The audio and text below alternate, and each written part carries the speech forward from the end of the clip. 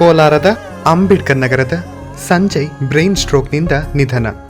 ಅಂಗಾಂಗ ದಾನ ಮಾಡಿ ಸಾವಿನಲ್ಲೂ ಸಾರ್ಥಕತೆ ಮೆರೆದ ಯುವಕನ ಕುಟುಂಬ ವರ್ಗ. ಬ್ರೈನ್ ಸ್ಟ್ರೋಕ್ನಿಂದ ಮಿದುಳು ನಿಷ್ಕ್ರಿಯಗೊಂಡು ಮೃತಪಟ್ಟಿದ್ದ ಸಂಜಯ್ ಅಂಗಾಂಗಗಳನ್ನು ಮೃತನ ಕುಟುಂಬ ವರ್ಗದವರು ದಾನ ಮಾಡುವ ಮೂಲಕ ಸಾವಿನಲ್ಲೂ ಸಾರ್ಥಕತೆ ಮೆರೆದಿದ್ದಾರೆ. ಕೋಲಾರದ ಅಂಬೇಡ್ಕರ್ ನಗರದ ನಿವಾಸಿ ಸಂಜೀವಪ್ಪ ಹಾಗೂ ವಿಜಯ್ ಕುಮಾರಿ ದಂಪತಿಗಳ ಮಗನಾದ ಸಂಜಯ್ 23 ವರ್ಷ ಇತ್ತೀಚೆಗೆ ಬ್ರೈನ್ ಸ್ಟ್ರೋಕ್ಗೊಂಡು ಅವರನ್ನು ಬೆಂಗಳೂರಿನ ಖಾಸಗಿ ಆಸ್ಪತ್ರೆಗೆ ದಾಖಲಿಸಲಾಗಿತ್ತು. ಚಿಕಿತ್ಸೆ ನೀಡಿದ ವೈದ್ಯರು ಮಿದುಳು ನಿಷ್ಕ್ರಿಯವಾಗಿದ್ದು ಬದುಕುಳಿಯುವ ಸಾಧ್ಯತೆ ಇಲ್ಲ ಎಂಬುದನ್ನು ಕುಟುಂಬದವರಿಗೆ ತಿಳಿಸಿದರು.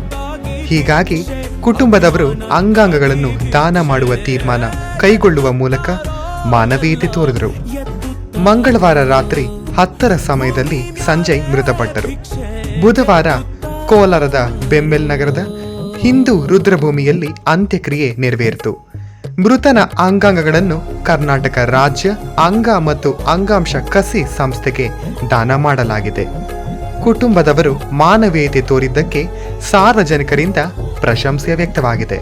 ತನುಷ್ ವ್ಲಾಗ್ಸ್ ವತಿಯಿಂದ ಸಂಜಯ್ ರವರ ಆತ್ಮಕ್ಕೆ ಶಾಂತಿ ಸಿಗಲಿ, ಅವರ ಕುಟುಂಬಸ್ಥರಿಗೆ ದುಃಖವನ್ನ ಭರಿಸುವಂತಹ ಶಕ್ತಿ ಆ ಭಗವಂತ ನೀಡಲಿ.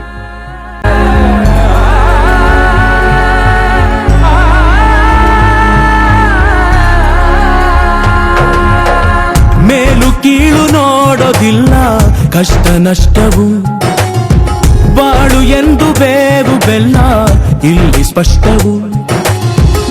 ಯಾರಾದರೇನು ವಿಧಿಯ ಕಣ್ಣು ಬಿಡದು ಯಾರನು, ಏನಿದ್ದರೇನು ಎಲ್ಲ ಮಣ್ಣು ನುಂಗು ನೋವನು. ಇದ್ದೋರು ಗುಡಿಯೊಳಗೆ ಇರದೋರು ಆಚೆಗೆ ಎತ್ತುತ್ತಾರೋ ಎಲ್ಲ ಎತ್ತುತ್ತಾರೋ, ಭೂಮಿ ಮ್ಯಾಲೆ ಭಿಕ್ಷೆ ಎತ್ತುತ್ತಾರೋ.